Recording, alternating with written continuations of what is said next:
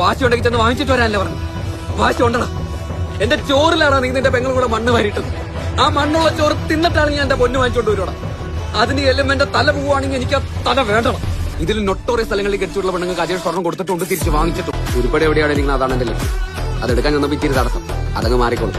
ഒരു phone call ചെയ്ത മുറിയിൽ ഇപ്പൊ ലക്ഷങ്ങൾ വരും. എങ്ങനെ? അതാ ക്യാരക്ടർ, വിശ്വാസം. അത് കുത്തുവാളയുടെ അജേഷ് ഉണ്ടാക്കിയെടുത്താ വെറും തെണ്ടിയാടോ അജേഷ്. പക്ഷെ നമ്മുടെ സ്പീഡിലെല്ലാം നമ്മൾ പോരാടും. സ്വർണ്ണം കൊണ്ട് ഞാൻ കൊല്ലത്ത് വന്നിരിക്കും 2 ദിവസത്തിനകം.